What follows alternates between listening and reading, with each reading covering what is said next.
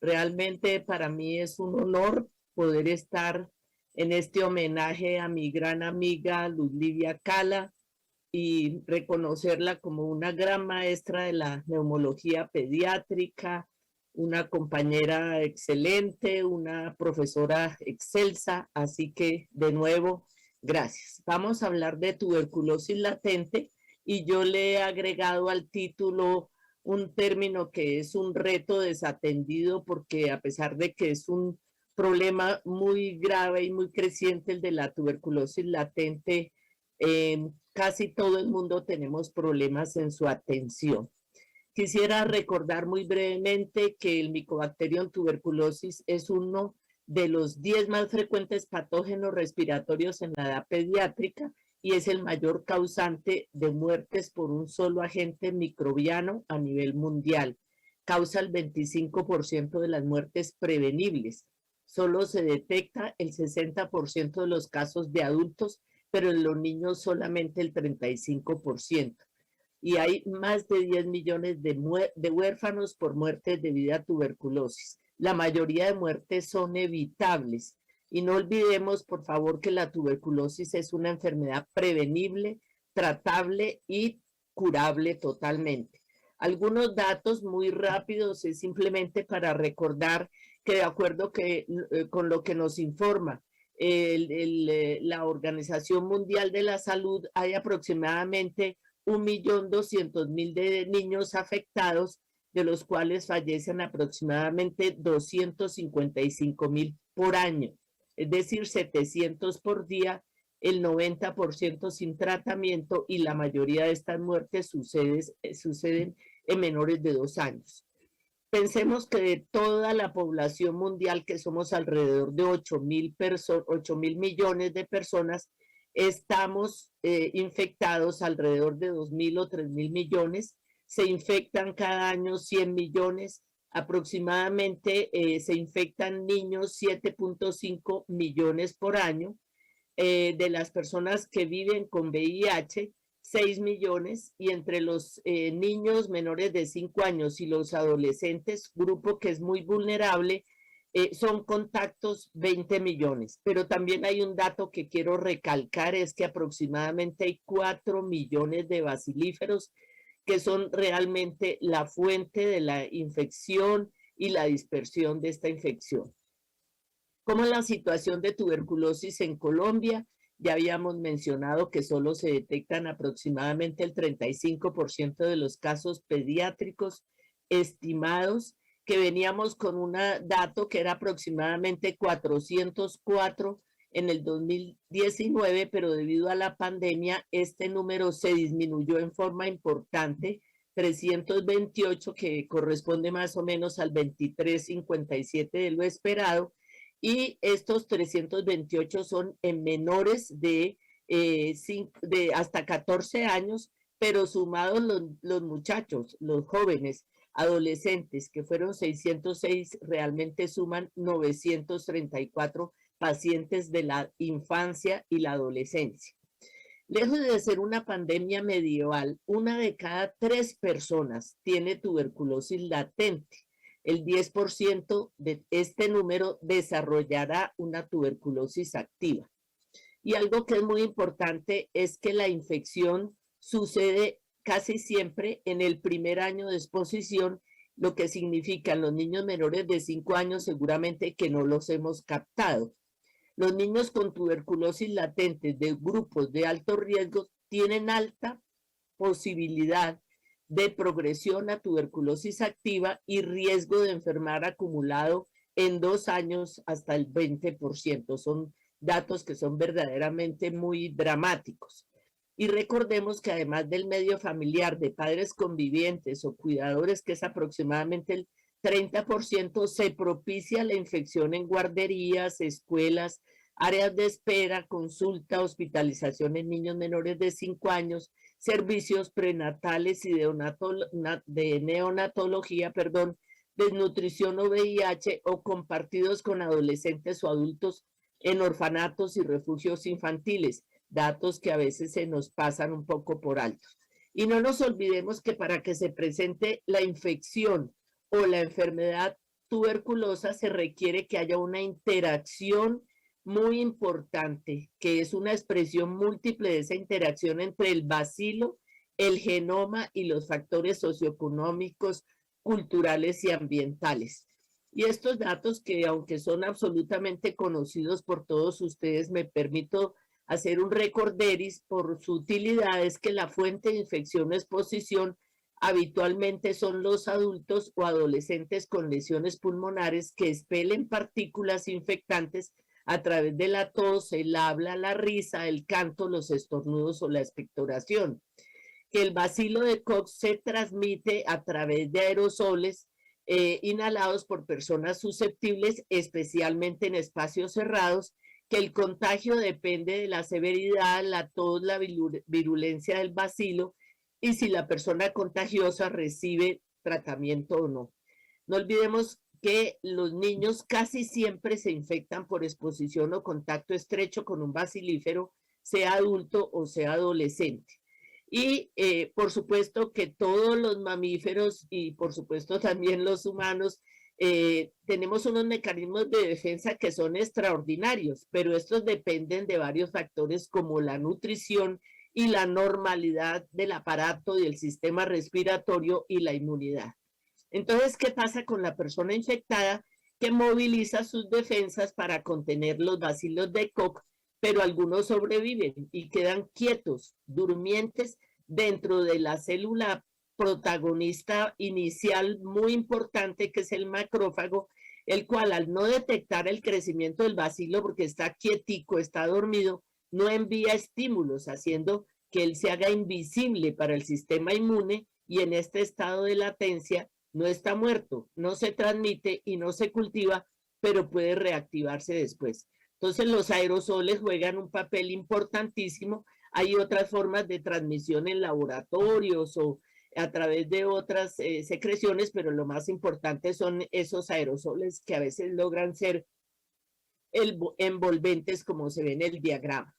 Entonces, haciendo un breve recorderis de lo que es la historia natural de la infección tuberculosa, es una persona susceptible que se expone a una persona que tiene tuberculosis activa, y peor aún si tiene, es bacilífero, y se inhala el Mycobacterium tuberculosis, este se replica o se disemina, pero casi siempre hay una contención inmunológica que es muy exitosa para evitar la enfermedad, pero es insuficiente para eliminar todos los decaviables. Entonces, en este momento se entra a un estado de infección latente dependiente del foco y la susceptibilidad de la persona. No olvidemos que las personas con tuberculosis latente, sean adultos o niños, pero especialmente los niños, son semilleros de tuberculosis en la comunidad y no hay un modelo que capte el espectro completo de la infección y la enfermedad. Además, hay unos mecanismos de evasión del Mycobacterium tuberculosis que son asombrosos. Recordemos que los bacilos evolucionaron en forma totalmente paralela al Homo sapiens, al hombre moderno, y que eso es uno de los primeros y más persistentes y exitosos patógenos que bajo la presión de la respuesta inmune lo hace en un nicho perfecto que es el granuloma, que define su muerte y entonces no progresa la infección o define la vida del bacilo produciendo seguramente actividad. El bacilo tiene mecanismos para evadir la inmunidad innata y adaptativa, generando las respuestas que hacen que este sea invisible. Entonces, incluso muchos autores se han hecho la pregunta si ese granuloma y esa evasión beneficia realmente al hospedero o a la supervivencia del bacilo. Y no sabemos todavía cuáles son los mecanismos íntimos que emplea para manipular la defensa. Este autor Martin dice que saberlo es encontrar el santo grial y más aún diferenciar entre infección y enfermedad. Entonces, ¿qué pasa en el niño? Que una vez infectado el macrófago en el pulmón, el Mycobacterium tuberculosis puede generar una enfermedad pulmonar primaria, o una enfermedad en general primaria, quedarse latente en dormancia por años, asintomático, sin transmitir la enfermedad, pero hibernando como un reservorio y en riesgo de tuberculosis activa y reactivarse posteriormente. No olvidemos que los recién nacidos y los lactantes tienen una respuesta innata con menor maduración, sobre todo el linfocitos T, en reconocimiento de antígenos, en la intensidad de fagocitosis y de presentación de antígeno, y por esta razón hacen que la iniciación de la respuesta adaptativa inmune sea más lenta. Este esquema, que es muy visto y seguramente todos ustedes conocen, es para recordarnos que el espectro de la tuberculosis en la población infantil es de un universo muy grande de expuestos, de los cuales se infecta aproximadamente el 50%, y es un porcentaje que puede ser 10 o 20%, da una forma activa. Ese espectro es importante que lo tengamos en mente para estar absolutamente, o no absolutamente, pero sí razonablemente seguro si una persona tiene una infección o está verdaderamente expuesto.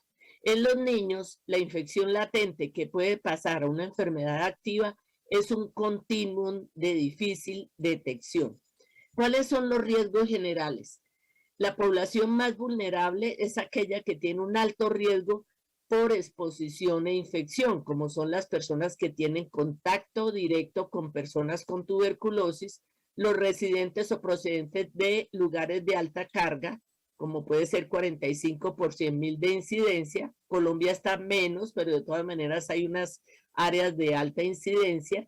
Los trabajadores de la salud, los niños y adolescentes expuestos a adultos en alto riesgo de tuberculosis. Y alto riesgo de desarrollar la tuberculosis después de la infección son aquellas personas con VIH, los menores de 5 años, la infección reciente, especialmente, como ya lo habíamos dicho, que no haya transcurrido entre la exposición y la infección menos de 2 años, la inmunosupresión, la falla renal y el cáncer, la leucemia, etcétera. Entonces, ¿cuáles son las condiciones del huésped y los factores de riesgo en términos generales? La infección reciente, como ya lo dijimos, especialmente en menores de 2 años, a menor edad mayor probabilidad de infección, enfermedad y muerte, la desnutrición, la deficiencia de vitamina D, la deficiente inmunización con BCG, las enfermedades como la diabetes, que puede asociarse hasta el 30%, la inmunosupresión, algunos datos de tipo genético, étnico, la presencia de VIH, especialmente si no tiene tratamiento antirretroviral, que aumenta en forma bastante importante cada año. Y ahora que esta mañana, por ejemplo, escuchamos extraordinaria conferencia del doctor Planes sobre la microbiota, se ha descrito que podría haber una alteración por exceso de proteobacter o actinobacterias que facilitarían la infección por tuberculosis. Eso está en estudio. ¿Cuál es el riesgo en la infancia y en la adolescencia? El 50% de los niños expuestos se infectan, el 25% evoluciona grave o a muerte incluso, y los que más lo hacen son los menores de 2 años, los desnutridos, los adolescentes y los inmunodeficientes. En el caso de los menores de 5 años, ya dijimos, mientras menor edad, mayor probabilidad de infección, enfermedad y muerte. Las mayores vulnerabilidades inmunológicas y factores de riesgo son frecuentes. El paso de infección tuberculosa en la enfermedad es rápido y agudo, y hay una alta posibilidad de exposición temprana y o prolongada a TB o a VIH, en razón naturalmente que los niños son siempre cuidados por el abuelo, los padres, el maestro, los cuidadores, que alguno de ellos puede tener la enfermedad. Y los adolescentes pues tienen un incremento de riesgo, y los programas en términos generales son insuficientes para su atención, son muy vulnerables, sobre todo aquellos que están en condiciones de adicción, privados de libertad o habitantes de calle. Por tanto, todo niño o adolescente expuesto a tuberculosis o VIH debe ser estudiado. Este esquemita es para recordarnos que todas las personas que nos infectamos, perdón, que estamos expuestos al bacilo tuberculoso, en la gran mayoría, como se ve aquí en azul, puede ser eliminados esos bacilos gracias a la respuesta inmune. Algunos de ellos, una buena parte, es eliminada por una respuesta adquirida inmune y otra adquirida inmune de memoria, y quedan unas que están aquí en un amarillo pálido, espero que lo vean, que se denominan los quiescentes o durmientes o en hibernación, en otras palabras, que tienen una infección latente. Entonces, ya lo hemos dicho, el riesgo de infección es mayor en cuanto más reciente sea la exposición. ¿Qué considera como factores de riesgo la OPS y la OMS para infección y enfermedad? Contacto intradomiciliario frecuente, en especial con bacilíferos, edad menor a 5 años, vivir en áreas de alta incidencia, sobre todo las de muy alta incidencia, como por ejemplo el caso de Perú, Haití, etcétera, la inmunosupresión o VIH, la desnutrición y las condiciones estructurales de vulnerabilidad social. Todos los niños son vulnerables, más que el adulto incluso. Y no olvidemos que las madres gestantes y los neonatos tienen un alto riesgo de infección y por supuesto de enfermedad. Entonces, ¿qué es?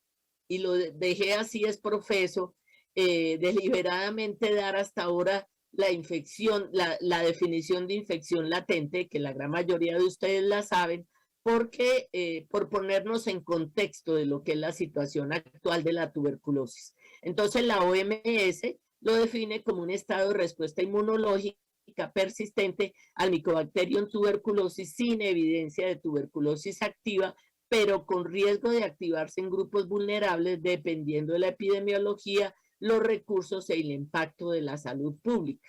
Es decir, es una infección en una persona asintomática con pruebas que pueden ser positivas, con placa de tórax normal o con una lesión compatible con una infección cicatrizada. A esto se refiere la tuberculosis latente y se ve en las siglas, puede ser ILTB, TBL, etcétera, como deseen usarlo. Entonces, en este esquema lo que pretendo es resumir lo que hemos dicho, que es que una persona que tiene Mycobacterium tuberculosis en el cuerpo, pero está inactivo, no tiene enfermedad, pero se puede reactivar, los rayos X son normales, las pruebas pueden ser positivos, los cultivos de esputo son negativos, no es un caso de tuberculosis y por lo tanto no contagia a otros, no requiere aislamiento epidemiológico, pero en cambio sí se debe considerar para iniciarle terapia preventiva. ¿Cuál es la prioridad de los estudios de contactos en niños que estén en riesgo? Que es una estrategia simple para identificar casos no solamente de tuberculosis latente, sino de tuberculosis activa, para en cuyo caso debe recibir tratamiento, que son los contactos en el hogar cercanos o frecuentes con afectado de tuberculosis pulmonar, los menores de 5 años, los niños o adolescentes inmunosuprimidos, o con VIH o desnutrición, los contactos de un caso índice de resistencia, factores de riesgo estructural como que la persona esté en situación de pobreza, marginación, hacinamiento, indígenas, afrodescendientes, migrantes, refugiados, personas privadas de libertad, instituciones que tengan aglomeración, áreas remotas o aisladas o con acceso limitado a salud. También las personas que tienen silicosis o lesiones fibróticas, y en todos los casos se debe descartar ante todo la tuberculosis activa. Entonces, planteamos la secuencia diagnóstica como primer paso, descartar la tuberculosis activa, y de acuerdo con lo que se considera según las guías, los lineamientos del Ministerio de Salud Pública del país, es considerar la posibilidad de una enfermedad tuberculosa cuando hay tos, fiebre, pérdida de peso, retraso o reducción de la actividad, del crecimiento, reducción de la actividad general y de la actividad de juego, anorexia, fatiga. Se le debe hacer una radiografía, hacer estudios de microbiología si son del caso y es lo que hay, y pruebas moleculares. Y en caso de no haber síntomas de tuberculosis, según la disponibilidad, podríamos hacer pruebas de tuberculina o ensayo de liberación de interferón gamma. Las pruebas realmente hoy en día se considera por la Organización Mundial de la Salud al año 2021 y lo refrenda esto en el año 2022, es que no son necesarias si hay contactos de alto riesgo. ¿Cuáles son las dificultades en el diagnóstico de la tuberculosis latente? Primero, que es muy difícil diferenciar el paso de latente a enfermedad, que no es posible diagnosticar directamente la infección, que no existe un gol estándar para el diagnóstico y no predice, la progresión activa. Las pruebas son aceptables pero imperfectas. No son pruebas diagnósticas de enfermedad. La indicación, por supuesto, depende de la disponibilidad del sistema de salud y la implementación. No son requisitos para la tuberculosis en niños con VIH o menores de 5 años o contactos de tuberculosis o, como lo había dicho anteriormente, niños que sean de alto riesgo. Y no hay actualmente biomarcadores inmunológicos diagnósticos. El Ministerio de Salud tiene unos lineamientos que les recomiendo consultarlos porque son extremadamente útiles, en donde hay algoritmos y uno muy específico que es en relación a la tuberculosis latente en niñas y niños menores de 5 años. Por supuesto, no nos vamos a detener en el esquema, pero sí es necesario recordarles que existen estos algoritmos.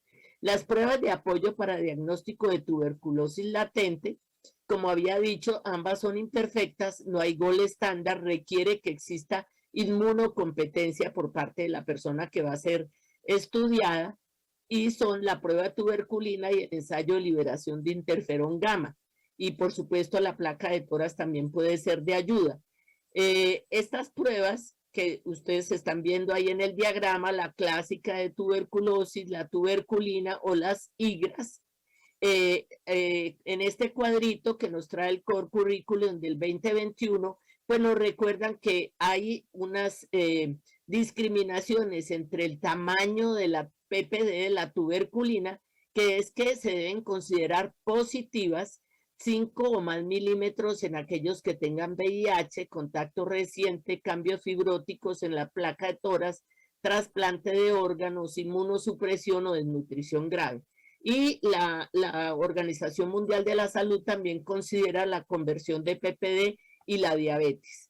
Los que tienen 10 o más, en términos generales, son los inmunocompetentes o los que tengan que vivan en zonas de alta incidencia o condiciones médicas como el cáncer. Ellos consideran la diabetes mellitus, pero la Organización Mundial de la Salud lo consideran los de mayores de 5 milímetros, y las que tengan 15 o más, los que realmente no tengan factores de riesgo para TB.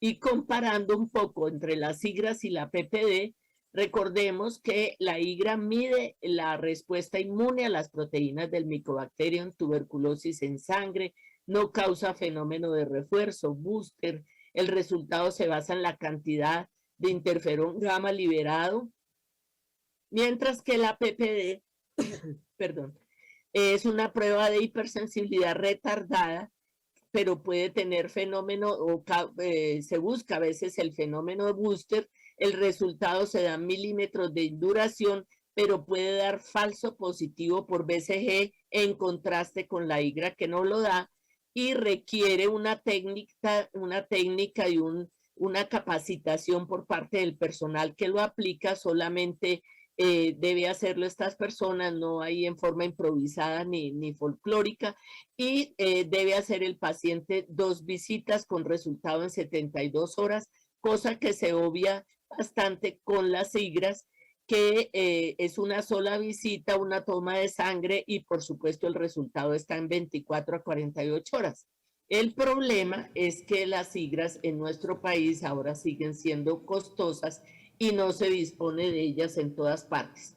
Bueno, otro aspecto que es importante es que hay varios estados bacterianos y de enfermedad, y en este esquema muy rápidamente recordamos que las personas que tengan una eliminación, bien sea por la inmunidad innata o adquirida, no tienen síntomas, los cultivos son negativos y los test tanto de tuberculina como de IGRA son negativos. En las formas quiescentes, es decir, la latente, no tiene síntomas, el cultivo es negativo, pero puede tener estas pruebas positivas, mientras las formas ya más floridas pues pueden tener mucho más resultados. En los últimos 5 minutos, si me dan la venia para tomarlos, recordarles simplemente cuál es la atención integral que se debe tener en los expuestos, en los infectados y en los afectados por tuberculosis. Lo primero, la prevención general y con la BCG, la terapia preventiva en casos de exposición y formas latentes, la detección temprana de la enfermedad, como lo hemos dicho repetidamente, y por supuesto el apoyo a los afectados, las familias y la comunidad para lograr adherencia y curación. La terapia preventiva, entonces antes de ella tenemos que recordar que es también muy importante en nuestro país la vacunación con BCG, y la terapia preventiva tiene efectos muy benévolos, como es que evita la infección a los expuestos, evita que los latentes se enfermen hasta con una eficiencia del 90% durante 20 años, especialmente si se demuestra con tuberculina o igras. En altas zonas de alta prevalencia es protectora, pero su efectividad va disminuyendo con el tiempo. Solo el 35% de los niños menores de 5 años elegibles reciben terapia preventiva a pesar de las recomendaciones, y en los adolescentes esta es insignificante, a pesar de que hay toda clase de publicaciones muy recientes, incluso del 2022, en donde se habla que el fin de la tuberculosis requiere de la estrategia, perdón, de la terapia preventiva para fortalecer esta estrategia. Entonces, lo que dice la OMS es que no habrá fin de tuberculosis si no se amplía la terapia preventiva, y que deberían darse por lo menos 30 millones de personas, a dárselas a 30 millones de personas cuando menos. Los grupos de alto riesgo son aquellos que tienen alta probabilidad de progresión a tuberculosis activa según la incidencia, los recursos y el impacto de los programas de salud pública. La población elegible según el grupo de riesgo son los contactos que viven con VIH, los que son VIH negativo, pero naturalmente son contactos, y otros contactos de tuberculosis que son VIH negativos. La prelación de todos estos grupos son los niños menores de 5 años y los adolescentes. Realmente, pues, por respeto al tiempo, no me voy a detener en cada uno de estos esquemas, simplemente decirles que si ustedes lo desean, con el doctor Mario Forero pueden disponer de esta presentación para la consulta, y también están en todas las publicaciones de la OMS. Simplemente recordarles que hay un primer grupo de los que está indicada la terapia preventiva en niños y adolescentes que viven con VIH, pero por supuesto no tienen la tuberculosis activa. El segundo grupo son los contactos domiciliarios con tuberculosis, pero que son VIH negativos. Y el tercer grupo, otros grupos de riesgo que no son VIH positivos, como son las personas que tienen terapia anti-NFA, biológica, inmunosupresoras, diálisis, anergia, gastrectomía, mala absorción, preparación de trasplante hematológica, posible susceptibilidad genética a enfermedades micobacterianas, inmunosupresión, cambios fibróticos. Y se pueden considerar las pruebas en los privados de libertad, en los inmigrantes de países de alta incidencia, en los trabajadores y estudiantes de ciencias de la salud, y no se recomienda hacer terapia preventiva, no se recomienda ni el estudio ni la terapia preventiva sistemáticamente en diabéticos, alcohólicos, etcétera, excepto que tengan otros factores de riesgo. Es muy importante recordarle que a pesar de todas las recomendaciones, Colombia pues ha tenido, digamos, la misma tendencia que en otros países del mundo, y es que en el año 19 hubo 1.448 personas que recibieron terapia preventiva, lo cual es bajito, de los cuales los niños fueron solamente 185, que pues han subido en los últimos meses a 250, pero observen ustedes, sin detallar el esquema, que hay varios departamentos que son muy importantes desde el punto de vista epidemiológico y de existencia de casos de tuberculosis, como La Guajira, Arauca, Bichada, Vaupés, Amazonas, Caldas, Santa Marta, Santander, Guainía, que no tienen informe de personas que estén recibiendo terapia preventiva. Y aquí lo vemos muy bien en este esquema del año 20, de los 185 niños solamente, comparados con los que están recibiendo por VIH u otras causas. Bueno, en el caso de tuberculosis latente y que se le vaya a dar terapia preventiva, entonces hay 6 opciones. La más usada y aquí en Colombia la más indicada es la isoniazida por 6 meses, incluso en algunas partes la han usado por 9 meses, pero en el país está reglamentada 6 meses. Y hay otra opción que es muy importante, que es la isoniazida más rifapentina semanal 3 meses, pero hasta el momento en Colombia se aplica en pacientes muy seleccionados o quienes tienen VIH positivo.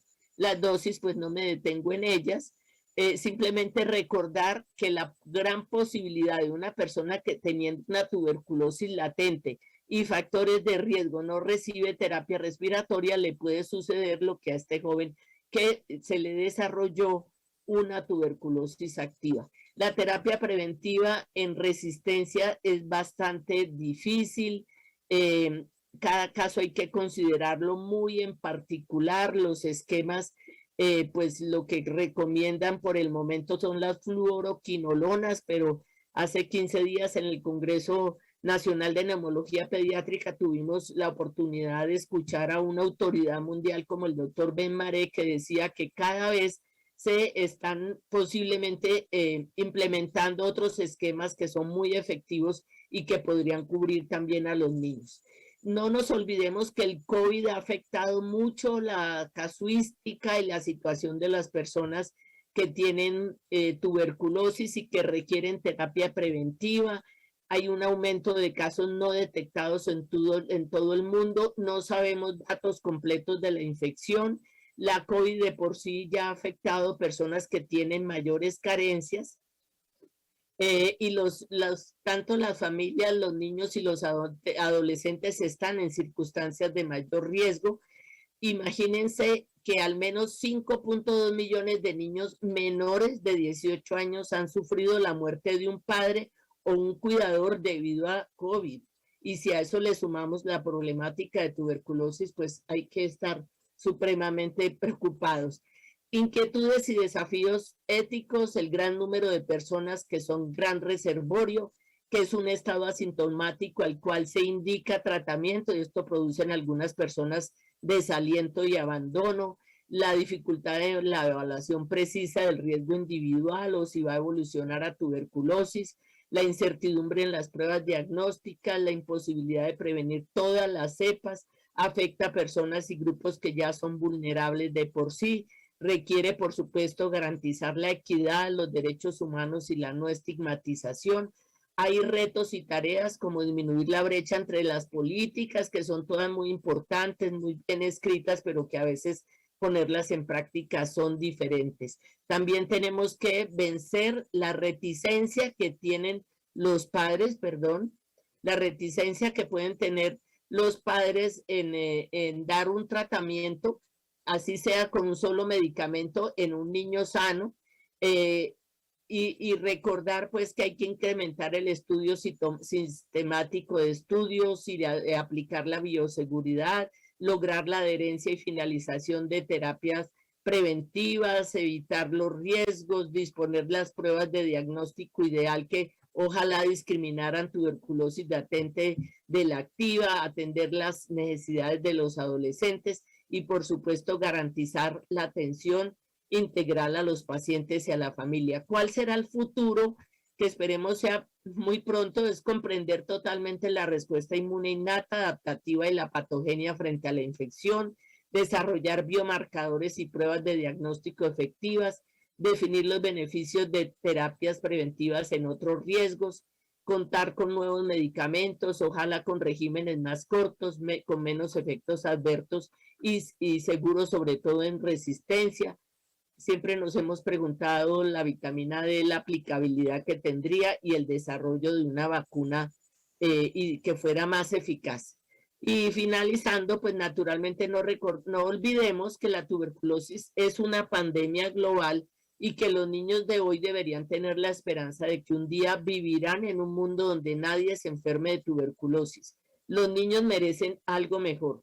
El tiempo corre y es hora de ponerle fin a la tuberculosis y por supuesto que el primer paso será prevenirla en forma efectiva. Muchas gracias por su atención.